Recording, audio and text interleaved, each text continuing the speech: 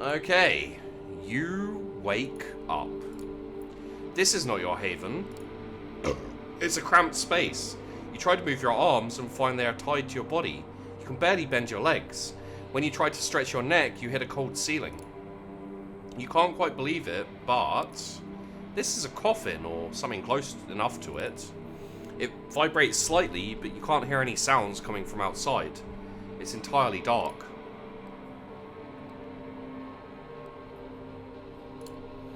You focus and divert your blood to boost your senses. You begin to deduct the details. The vibrations mean you're in some transport, maybe a car. You hear just the suggestion of an engine's hum. The cold interior is metal for sure. More sounds that you're trying to focus on. A male voice, indistinct. Crackle of a radio? The brakes of the car. An impact. The container is jostled inside. The car doors opening violently. The sound of a gun cocking. A panicked scream. Operation compromised. Engaging black bodies. A deafening shot ringing in your ears. Dazed, you return your senses to their normal sensitivity. The ringing continues. The lid comes off. What the? We found you. Oh, D, why? I love you for turning up, D, but why? Tell me we've hit the jackpot. Come on, get up. We gotta get going. So seeing their faces is surprising. Even more so in these circumstances. Why is the music so loud?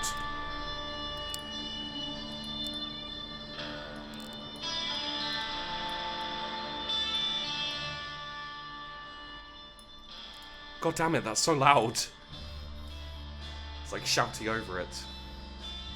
Seeing their faces is surprising, even more so in these circumstances.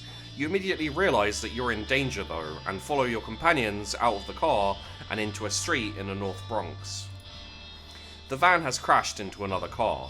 A familiar face, that of Kaiser's ghoul, Jackie, stumbles out of the wrecked sedan and slinks away into the darkness before you can call after him. The three of you jog away towards the line of trees and take shelter under the branches, just as you hear a chopper approaching. Its searchlight illuminates the wrecked van and moves towards you. Hide, now! You see as Tamika literally goes underground, melding with the earth underneath her feet, as if she was being swallowed by it. You look to D'Angelo, but he's not there. Must be his disappearing trick again. You're left alone, and with just seconds to make your move before the spotlight finds you. You take off, yeah, I went with celerity because that's what makes sense. You take off before the light can reach you. In just a single dash, you find a small overgrown mound beneath an old tree. You realise you didn't have to run that far. The searchlight passes through where you were standing just seconds ago, but doesn't actually reach much further in the park. The helicopter flies on, the searchlight frantically moving through the vicinity, as your companions once again appear in your proximity. Close call. We have to get out of here before the SI puts boots on the ground. What are you two doing here? D'Angelo, fill them in while we walk. Follow me. The SI did a number on you. Your haven got raided, and they took you for a ride upstate. They have a facility somewhere out of town. Not a place you want to be. The thing that surprised me most, though, it was Kaiser who contacted us. Oh, that's D'Angelo talking. It was Kaiser that contacted us and let us know. Wait, how did the SI know where I lived? A dozen ways. CCTV, someone saw you feed or use your powers, someone was observing Langley and got interested in your connection to her, an organized operation like in 2016.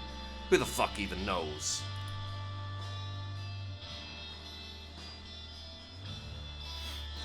There's our ride. Come on, stay low. The SI might still be around. Kaiser's familiar car stops nearby, and the back seat opens. Your allies usher you inside and join you. Being inside this mobile fortress never felt like a relief, until now. Hey, fledgling, missed me? Actually, yeah, I kinda did. Ah, that's so sweet. I hate to break it to you, but I didn't take a sudden liking to you. I'm here on business. On brand. On brand. You'd know a thing or two about that, wouldn't you, detective? You are here now only because I told your buddies that you were neck deep in shit. That van you were in, a one-way ticket to Hurtville, Pennsylvania. I broke you out as a favor. Now you owe me, big. How the hell did you know the Second Inquisition broke into my haven and took me away? Is that a piss-poor attempt at an insult, fledgling? I kept eyes on you ever since that little job you did for me in Nolita. You know, in case I needed you for something else. I had to know your comings and goings. I have a good idea of why the Second Inquisition hit you, Daedalis. Not that there's not a bunch of good reasons for it. It might have been one of these, for instance. The screens in Kaiser's car flicker, and each of them is now showing a short looped clip. It's you, getting into a fight, feeding, using one of your powers. You haven't exactly kept a low profile, fledgling. I get it, you're new to this. You didn't know better, yada yada yada. The fact is, the Second Inquisition has tons of this stuff. Security camera footage, YouTube videos posted by onlookers, social media posts from victims, you name it. Like I said though, I don't think any one of these did you in. Slip-ups happen. Not to you though, huh? I always wondered how it is that you can drive around in a pompously luxurious limo around in New York City and nobody got to you yet. What's your secret? Body doubles? Decoy cars? Kaiser smiles, going for that anthropomorphic piranha look you saw a few times before. You do know what killed the cat, don't you, Mr. Finch? D'Angelo freezes and scratches his face, looking fiercely at the other Nosferatu. You notice his hands are shaking. Well, do you? Stop flaking on the upholstery and answer, or should I use your given name too? Yeah, I know where the cat croaked. You would, wouldn't you? You've never seen D'Angelo serve anyone a death stare quite like the one he's shooting Kaiser now. As much as I enjoy tempering your overinflated ego, we're nearing our destination, so I think I'll move on. The reason why I need you walking and talking, Daedalis, is to test a hypothesis of mine. For that, I need you to finish what you were tasked to do. So, first things first. Here. He hands you a phone. The number is already chosen for you. You hear the tone. Somebody picks up. Who is this? It's me, Sophie. Daedalus, are you okay? They're fine and dandy. Kaiser, what are you doing on this line? What do you think? It's my phone your protege is using. So keep it snappy. Operating a secure network ain't cheap. Come on, Daedalus, spit it out. Tamika and D'Angelo saved me from the Second Inquisition, Sophie. I only got out because of them. Your companions look to one another knowingly. Second Inquisition? That's what I feared. Listen, the plan. We need to do it. Tonight. But if the Inquisition is involved and you broke out, they'll be looking for you, so we can't meet in public. I have a place in mind, but... Kaiser, are you still listening? Would I tell you if I wasn't? Daedalis, call this number from where you visited before last we spoke. I'll come pick you up. She hangs up. And that's that. What is it that you've gotten yourself into? You never did tell me what kind of work you did for Langley. Don't play coy, D'Angelo. You must have figured at least some of it out. Don't worry, we'll have plenty of time to compare notes after we let our mutual acquaintance carry on with their night. If my intel is worth a damn, your next stop, Daedalis, is right about here. The car comes to a stop and the door opens. Outside, you see a street leading to the Solids and Stripes, Torque's pool pub. Well, you need me to kick you out? What about Tamika and D'Angelo? What about them? They're staying right where they are, and we're going to have a little chat. After we're done, I'm sure they'll find their way back to their havens just fine. The clock is ticking. I think I know what Sophie wants you to do tonight, and if I'm right, tonight's the last chance you've got. You want to say bye to your buddies before you go? That's fine by me, but that schedule of yours is pretty damn hectic, so you better do it now and scram.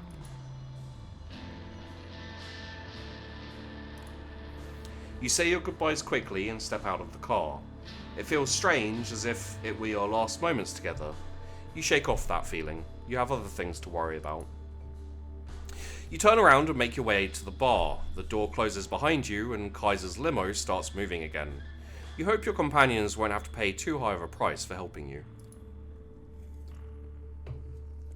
The Solids and Stripes is pretty much abandoned tonight. Just the bartender and one bleary-eyed local watching an old Bogart movie on the bar's screen. You ask to use the phone and call Sophie first. Yes? I'm here. What's the plan? We're on our way. Notify Torque if he's not there. We need to talk as soon as possible and move quickly. She hangs up. You tell the bartender to notify Torque just like the Anarch leader mentioned you should. The man makes a short call. You only hear somebody picking up, but no words exchanged. The owner's on his way right now. Can I get you anything while you're waiting? No, thank you. No thanks. The bartender nods politely and gets back to his business. Torque comes in some 10 minutes later without Mia. He tips his hat to you, puts a hand on the bleary-eyed patron's shoulder, and says something to him under his breath. They both laugh. Marty, how's the night going? Quiet, sir. Just how you like it, huh? Well, Daedalis, I believe you wanted me here for a good reason. Let's hear it.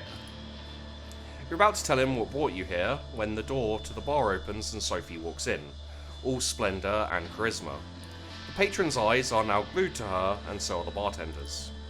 Torque isn't happy with the sight. Well, this isn't what we agreed on, Daedalis. Care to explain? Things got complicated. We had to improvise. Pleasure to meet your acquaintance. I believe Daedalis already told you why I'm here. Not in any detail, and the circumstances of our meeting were supposed to be different. So, Miss Langley, tell me why I shouldn't ask you to leave and kick out your protege while I'm at it. You will like what I have to say. Yeah, I heard that line 100 times, but 99 out of those ended with somebody getting hurt. And that's not something I'm in the mood for tonight. We are wasting time. There is a unique opportunity we should take advantage of, and we only have an hour or so to discuss it before it will be the time to act. My driver is waiting outside. Wait a goddamn minute. First of all, I'm not going anywhere without Mia. That was the deal. Second, it's Daedalis who was supposed to do the driving, not your servant. Both serve me, so it's really of little difference. The circumstances changed and we had to adapt. Don't be stubborn. Foolishness does not suit you. I have a secure spot in mind where we can talk. I'll stop you right there.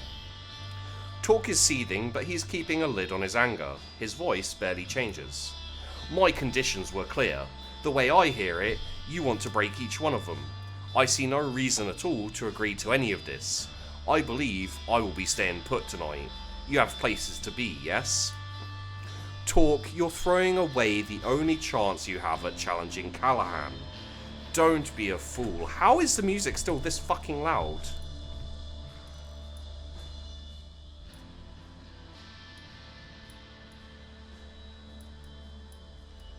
Oh, because this doesn't actually change the music volume?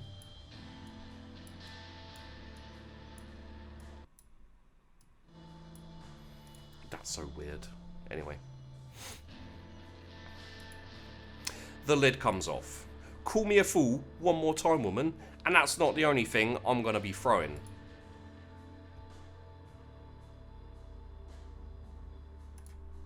Talk. Listen to Sophie. You can't afford to miss this opportunity. Callahan has to be stopped. I did not ask about your opinion, fledgling. If death stares could actually kill, you'd get decapitated by his. Sophie smiles. Isn't that just typical? You're all for democracy and the rule of the many, but only as long as they vote your way. Dissenting voices are silenced. You're no better than Callahan. Fuck this. Talk takes a bottle off the counter and breaks it over the bar. With a jagged piece of glass in his hand, he points at Sophie. You two have precisely to the count of 5 to get out of here before I cut you into little pieces. 1. You wouldn't dare. Try me. 2. Shots break the front windows and a flashbang goes off in the room, changing the bar into a space of white light and ringing noise. You'll feel somebody tugging on your back and are thrown behind the bar. More shots ring out, bottles break in, the TV shattering into pieces, the wooden bar splintering. Your sight comes back, but you think you've gone deaf because suddenly the room is silent. You see Talk beside you and Marty, the bartender, bleeding out on the floor. You look over the bar. Sophie is standing there, her dress partially tattered, a visible hole in her leg. She is like the heart of a supernova, entrancing, unavoidable, beautiful and terrifying. In front of her, 8 operatives looking like a private military force, just standing there, paralysed by Sophie's magnificence. Talk, you still there? Yeah. Would you kindly show your guests some hospitality? Sure thing. The Anarch is gone. It's the blink of an eye, and he reappears next to one of the soldiers. The armor-clad operative's head disappears in a puff of blood and bone. The same thing happens to the second, the third. You hear the radios go off on the other soldiers' shoulders, a panicked voice pleading them to wake up. The fourth head pops. The fifth. They finally realise what's happening, but it's too late. The sixth man is beheaded by what you now see is just Talk's bare-fisted punch. Talk stops by the seventh man, rips something off his neck, and bites down. Sophie walks over to the last man and has him kneel in front of her before biting as well. On your right, a man in full body armour emerges from the back door, raising his assault rifle. What the... With a rush of speed, you take hold of the soldier's gun. He's too surprised to hold on to it. You turn it on him and shout the first thing that comes to your mind. On the ground, now! A combat knife crushes through the soldier's visor and into his skull. You turn around. Talk is grinning. He mouths something under his breath. You can hear the exact words. Still got it. Langley? Sophie wipes her mouth of blood and looks at him. That meeting's still an item? Yes. I'll take it. Splendid. Torque walks behind the bar and checks on the bartender. You see the Anarch open his own wrist and feed blood to the wounded man. Drink up, Marty. It'll make you feel better. Get the hell out of here and wait for Mia. She's coming and she'll know what to do. Talk. Yeah, go in. Take back door. Daedalis, come on. You slink back into an alley behind the bar, leaving 10 bodies and 1 grievously wounded ghoul behind. Nobody stops you from circling around the block and finding your way to Sophie's car. Gregory drives away casually, as if this was just another late-night drive, and not the crowning of a desperate, complicated evening. The sense of irony is just overwhelming. What's Mia doing? The place that Sophie bought Torque turns... what the fuck? That's so weird. What's Mia... why am I here and what's Mia doing here? And also, I don't think that was Mia talking. The place that Sophie bought Torque turns out to be the very same apartment you have been embraced in. The way she explains it, the vampire who owned it left the city a few years ago and gave away spare keys to a handful of trusted companions. It's been used sporadically since. Fancy. You like it? It always felt too modern for my tastes, but what's important is that it's secure. As long as nobody followed your car here, or the fledgling, trouble follows this one wherever they go. Even if that's the case, we have very little time to conduct our business here anyway, and we'll be leaving soon, I hope. So let's begin.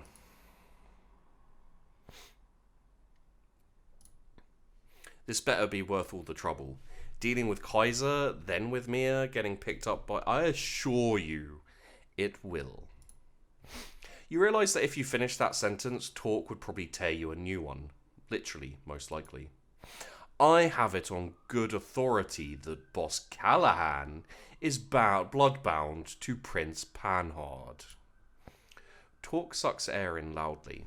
What happened to the music? This is such a mess. There's just no music. Alright, whatever. Oh, there you go.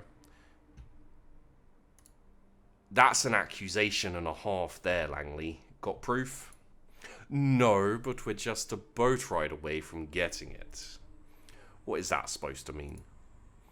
Daedalus, the address that I procured from Kaiser was the meeting spot for Panhard's and the Baron's regular sharing of blood and other bodily fluids, if the rumours are true. Wait, Kaiser knew about this? Is there anything that insufferable clump of dead skin doesn't know in this city? He knows things, but only shares them if you pay. Neither the Prince nor Callahan can touch him. He's too useful.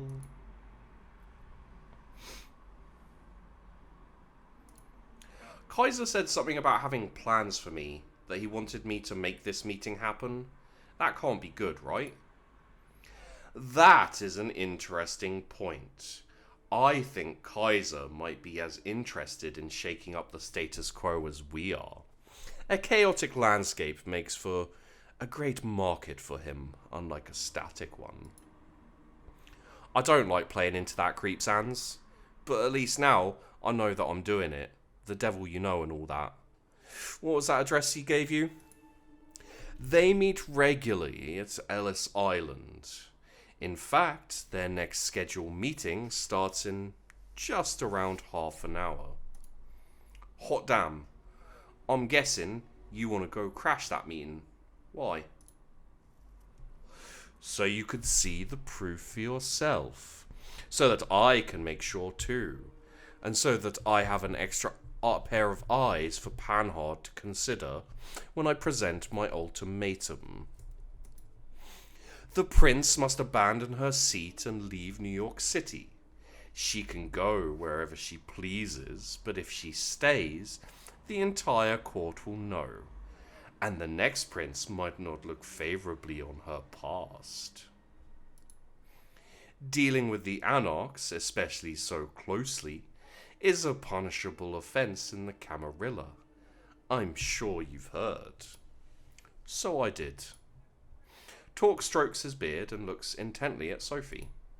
What exactly are you trying to accomplish here? You remove Panhard, and even say I'll remove Callahan, then what? Torque, did you ever wonder why Callahan is keeping you in check? Because I wondered why the Prince condemns Anarchs during her visits in Elysium. But it doesn't allow the Ivory Tower to challenge you. She, or they, have engineered this status quo not for the good of their sects, but for private gain. They keep us all in line because it lets them hold on to power that much longer. And your goal is what? Make this Cold War turn hot? Not a great plan. You cammies will get your butts kicked out of New York City in no time. If you Anarchs manage to organise, which I doubt you will, at any rate it's a risk I'm willing to take. I don't stand alone in this.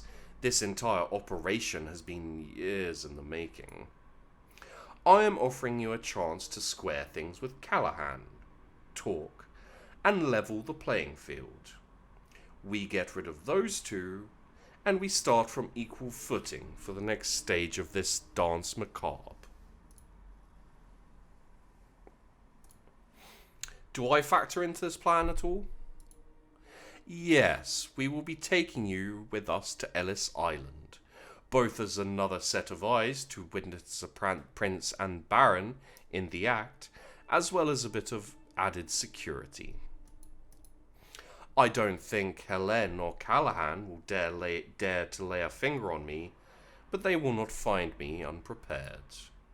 You know, all those years spent in Callahan's shadow and taking part in all those kindred dick-measuring contests should make me expect a ruse, just a ploy to kill me in some out-of-the-way place. That's our inherent paranoia talking, though. My gut tells me it's time to get this show started. I do hope you have a boat nearby, Langley. Sophie smiles mischievously. Of course I do. It's waiting for us by the pier. Lead the way, then. Moonlight's burning. The three of you leave the apartment and walk towards the pier. Nobody seems to be following you. You get on a small patrol boat and double time it through the Hudson's cold, dark waters. Out of all the places in New York City where the Prince and the Baron could be meeting, it's Ellis Island, a landmark with a dark past, a museum on one hand, a dilapidating piece of history on the other. You leave the boat and make your way to the southernmost part of the island, paying no heed to the renovated tourist attractions on the northern side. You expected some resistance, a night guard, a helicopter flying overhead, or an NYPD patrol boat. Nothing. The island seems completely deserted. It's clear this sets Sophie on edge. She's moving as quietly and subtly as ever, but you can see she's eager to reach the particular house her intel pointed out.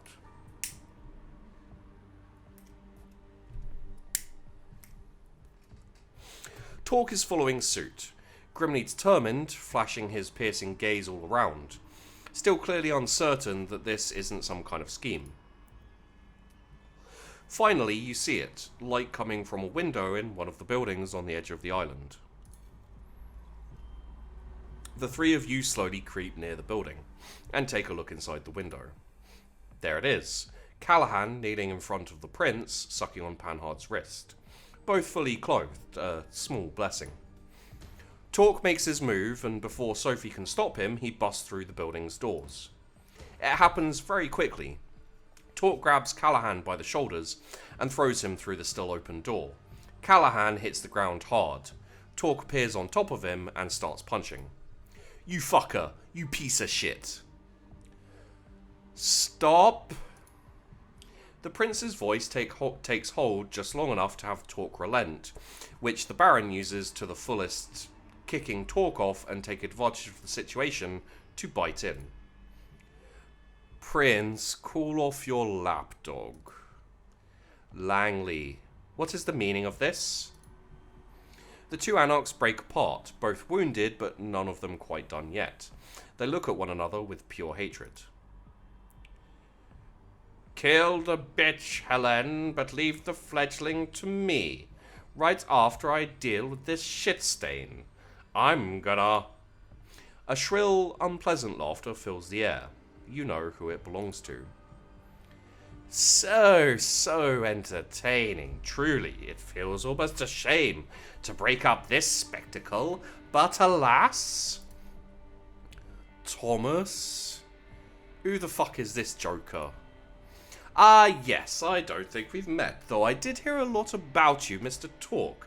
My name is Thomas Arturo, and Callahan uses this moment of uncertainty to strike. He's still too slow for Talk, who throws the boss onto the lawn, and the two exchange blows again. Ahem. Helen, if you'd be so kind and ask your friend not hurt our guest too much? Callahan, don't kill him. This time, Callahan comes on top, gross, and grabs Talk in an iron hold. Your companion struggles, but can't quite break away. I will not be denied, Helen. Not this time. You will do as I command. And she will do as I command her, Douglas, old boy. What? Like I was saying before, I was so rudely interrupted. I feel like I need to break up this little spectacle. It's been going on for much too long. You think you're so smart, Langley, you and your clique. Figured out that there was something fishy going on all on your own. But you were always working with just a piece of the puzzle. Wasn't she, Daedalus? Sophie looks to you, shocked and disappointed.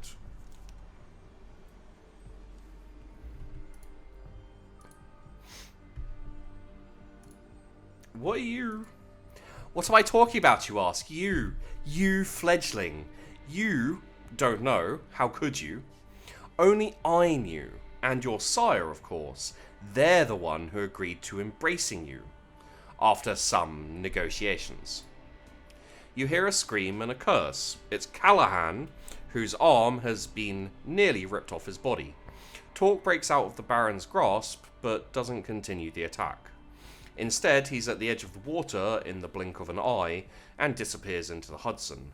The only trace left of him is his fedora hat. Another actor going off script at the end, eh? No matter, let him bring us some amusement now that the production is almost wrapped up. He'll reach his allies. He'll tell everyone of this. Helene. Even if we naively assumed his nights aren't numbered now that he's in the Second Inquisition's sights, the show must go on, one way or another. Wouldn't hurt to encourage leaks and speculation. Sophie looks at you. How could you, Daedalus? I saved you. Arturo chortles to himself. Langley. What happened to your self-esteem? You can't really think a simple neonate has outplayed you.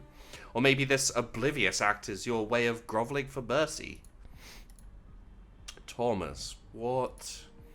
You thought that being an expert chess player would always be enough. You never realized the people at the top simply flip the chessboard over and punch you in the face whenever they don't like how the game is going. He motions to the remaining kindred. But the thing is, you weren't even adept at playing the game you knew. Daedalus? Just another pawn, placed on the board by my associate. You thought they were your piece since you took them in, but who gave you that idea? You returned to the night when you were judged by Prince Panhard. The woman in red, Sophie, somebody speaking to her, a man in glasses. The man standing before you now. This is cruel. We know what's going to happen. If only somebody spoke up for the poor child, they could be a useful tool for the Camarilla. Terror creeps onto Sophie's face. Of course, those are not the words you heard, were they? No. You were already grasping for some opportunity to further your scheme. I put the bait out and you took it, hook, line, and sinker. After that, it was just a matter of time before you started using Daedalis as your errand boy. Nobody is quite as easy to track and monitor as a naive fledgling who's just learning the ropes. What is it that you want, Thomas?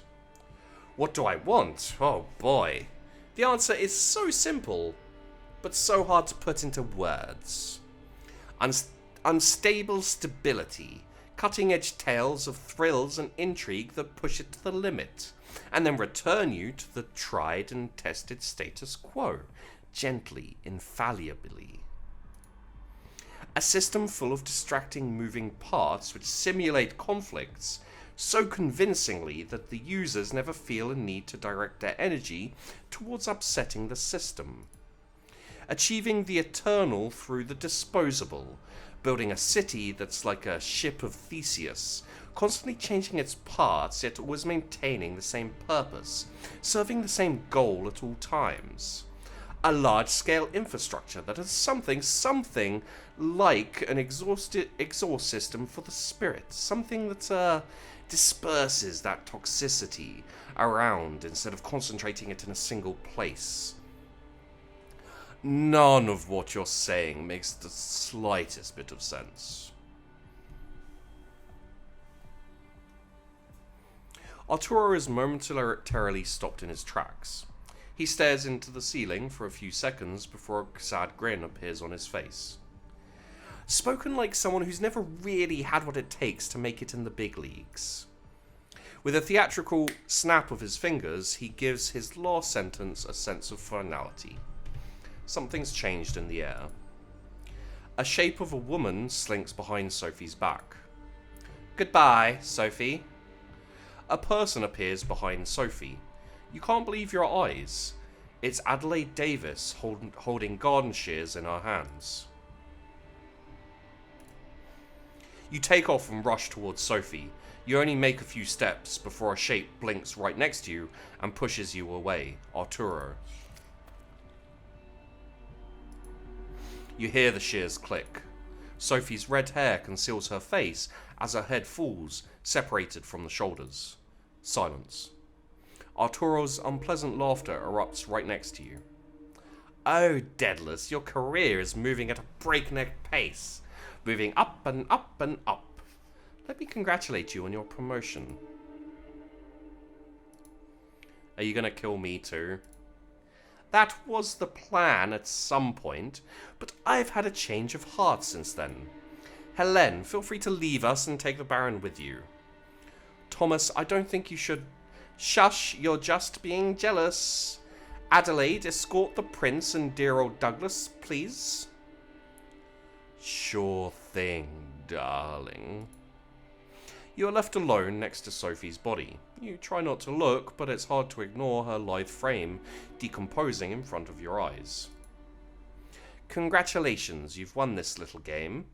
Set out on a suicide mission and successfully brought down the power-hungry, want-to-be tyrant, even if it probably wasn't the way you imagined it. Her red dress is like a cloth thrown over a mummified corpse. Now you're free to enjoy paradise again, life after death, immortality, eternal youth. What they don't tell you, of course, is living in paradise is inherently sinful when not everyone can partake. But you have time to learn how to live with sin, don't you? He takes a melancholic look at the city skyline surrounding him, the Statue of Liberty and the lights of Manhattan shimmering in the distance. You know, New York taught me to believe in fate. My unlife began right here, and it began with my utter despair. My first instinct was to drown myself in books and keep reading and reading, until literature gave me the piece of wisdom I needed to go on. Personally, I find reading a silly hobby in retrospect. I always had this minuscule hope that the next sentence I'd read could finally bring me my salvation, but it never did. It only gave me fuel for this elevated, righteous, intellectual suffering. But the more I read, the easier it was for me to boil every paragraph down to a power relationship. The characters' influence over each other the writer trying to impress the reader, etc. The strings everyone pulls started to look like strands that weave into the fabric of fate. And once I saw its beauty, I got teary-eyed. My architect instincts kicked into overdrive. I didn't have to submit to fate. All I had to do was cooperate with it and wait for my time to shine and give it my input wherever needed until it trusted me to do more. Thomas steps over what's left of Sophie, wiping his glasses with an elegant cloth from his pocket. And it did. Fate let me look after this city. With my architect's tools, I started quietly shaping the streets and corridors, while Kaiser and his ilk shaped the information flow.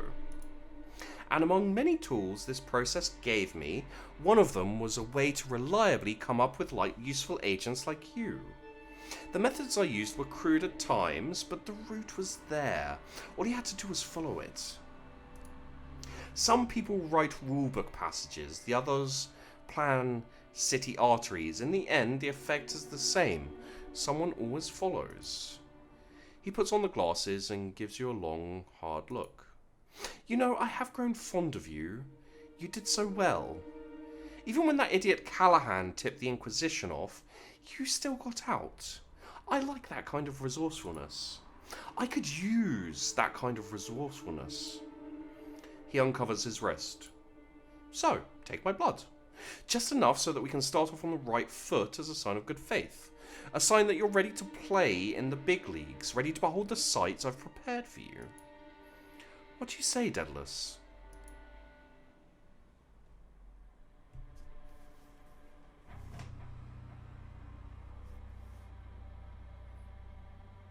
Oof.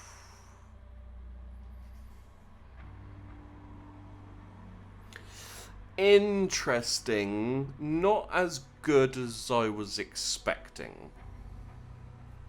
Not terrible. Not terrible or anything. Quite interesting. Like it had a very vampire atmosphere. I did really like all that. But at the same time, it wasn't really Coteries of New York. It was a few short stories, and then, yeah. It felt kind of rushed. Yeah, it feels a bit short. It feels a bit basic. Like, the individual stories were interesting and everything, but having to like choose who to go and see and all that kind of thing, it's just a little bit like disjointed and all that kind of thing. Still good though. Still good.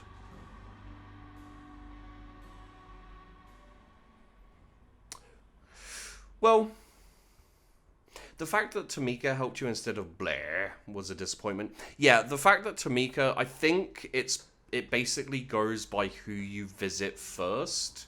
I think it assumes that you'll like visit a couple of people. I'm guessing, and then it just goes with the people you. Because I visited Tamika and then D'Angelo, and then Hope, but I said goodbye to Hope, and then I visited Agathon. And I decided to do D'Angelo and Agathon. Maybe if I hadn't have visited Tamika at all, she wouldn't have been involved. But it doesn't make any sense that she came to save me, so.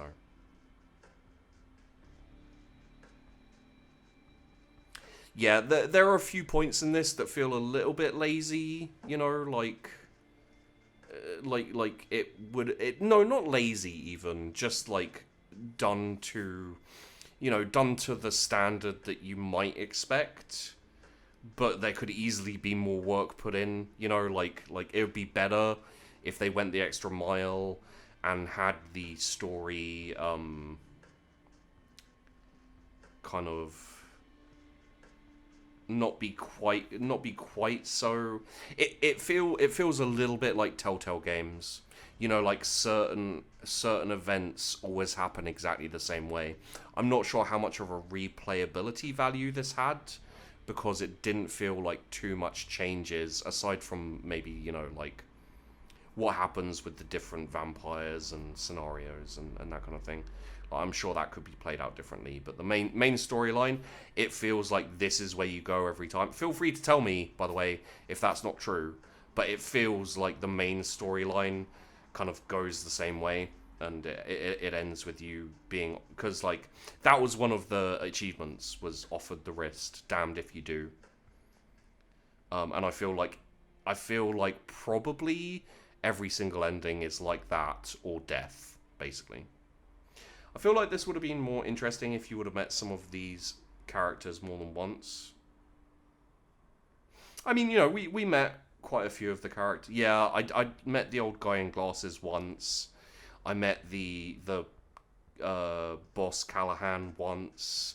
I met Prince Panhard once. You know, you don't get the same sense of like, oh, that's what was happening. You know, it's a very shallow twist. It's like one of those plot twists where they go, look, the evil guy was the dude you met in the very beginning. No, the other one. No, not that one, the other one. Yeah, that's the one. Ha ha ha! Masterful. Yeah, no, it's a little bit like that. I will agree with you. So, for those of you watching on YouTube, because the video is ending, don't forget to, you know, check out the channel. There will be stuff coming that you may be interested in. So, yeah, just, you know, keep an eye out.